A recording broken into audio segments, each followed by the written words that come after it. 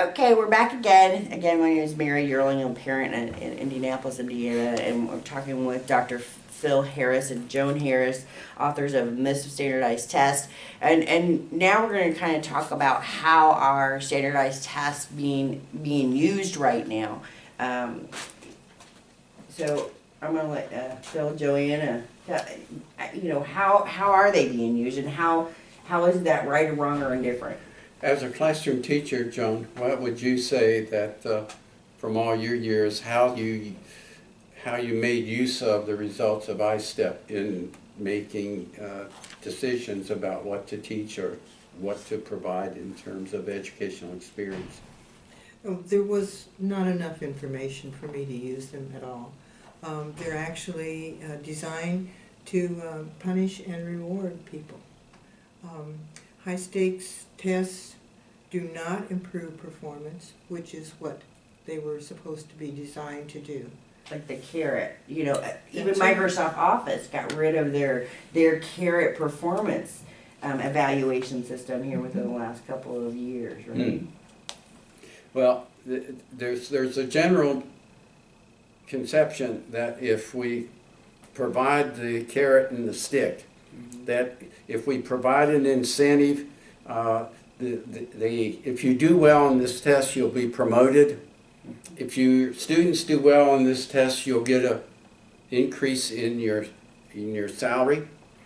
And so it's the notion that these kinds of punishment and rewards motivate people was thoroughly described and dissected in a book called Punished by Rewards by Alfie Kohn in the early 1990s.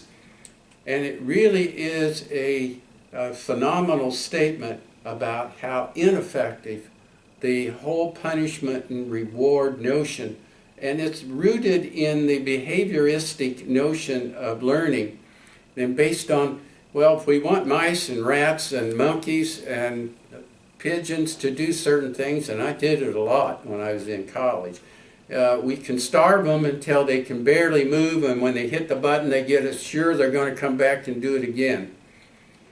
But the response patterns of animals has nothing to do with the response patterns of humans that have a larger brain, have language, and we shouldn't be treating our youngsters as just a little grown-up rat or mouse or a little older monkey. Sometimes they might act like it.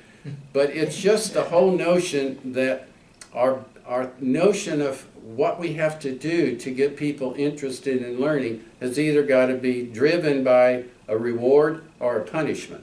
So the whole punishment reward method, it doesn't, what I'm hearing, it doesn't work towards actual knowledge attainment. It has short-term impact, but in the long term is a negative result.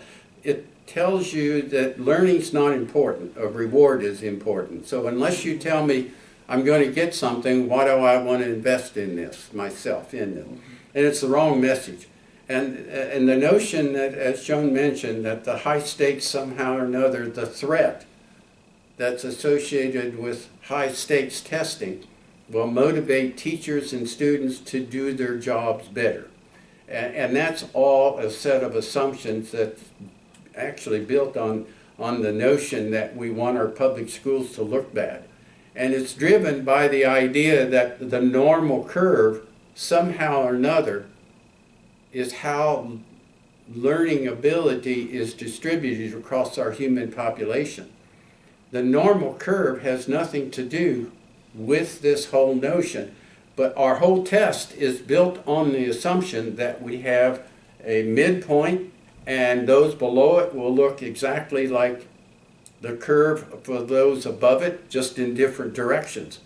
And how we came to believe that human learning is somehow normally a normal issue is dates back into about 300 years. But that's a topic of another conversation that we can engage in about how the normal curve has really sent us in the wrong direction when it comes to assessing and thinking about how humans learn. And actually, we're saying 50% of our children are gonna fail. Mhm. That's how the test is developed. Well, by the way. in the expectations, the accountability measure said that we had to have 100% of them to pass. So that, I'm like, I'm sorry, that's not possible, humanly possible. Well, statistically impossible also. Yes. As soon as 70% of the students pass the test, somebody's gonna say it's too easy. We Well, gotta you re-norm cheated. it. And Or you that cheated, talks yeah. about who's setting the standard or the bar of how our kids are being, you know, at what level is ISTEP, you know, the pass fail rate. Who's setting that? Who has, you know, control of that? Because it's a moving target, and that as a parent really upsets me. I know the, you know, standardized testing, the results are being used to measure teachers, children's learning, teachers' learning, our schools teachers' performance, our local schools, and it's also being used to close. It label our kids, teachers, and local schools as failing, and close them, open them up in the same location or different location as for-profit charter schools. And today, later on, we're going to be meeting with Doug Martin, author of Hoosier School Heist, who's done a lot of investigative journalism into why is that going on across our nation, not only in Indiana, but specifically, Doug's book focuses on Indiana. The biggest thing that I think is the federal level. This is all coming from the federal level. I know recently we had some congressional hearings about the whole reenactment, you know, No Child Left Behind, Race to the Top, and then the reauthorization. Right. You said one of the persons that spoke at there was talking about this whole thing, and what does it really mean? Yeah, it's Peter Green, who's a frequent blogger on educational issues, testified at the ESEA hearing.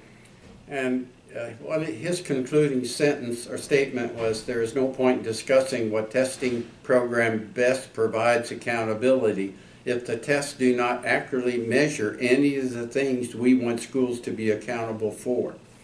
And that's really the heart of this whole issue.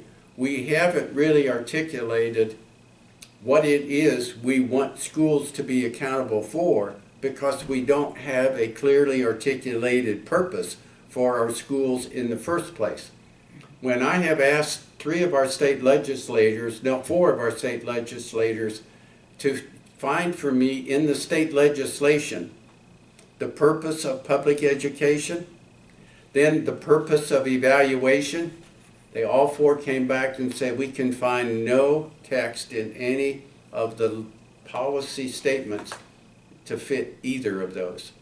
And I think that's, in Indiana, that's a disgrace. It is a good, you know, when you know, we'll even talk about corporate America. When you have a problem, you sit down and you talk about what is the end goal first, and you work backwards instead of saying, oh, this is the problem, and slapping some Band-Aids on it and saying, oh, this is how we're going to measure it. Well, you got to first determine what specifically are you measuring. Yeah. Think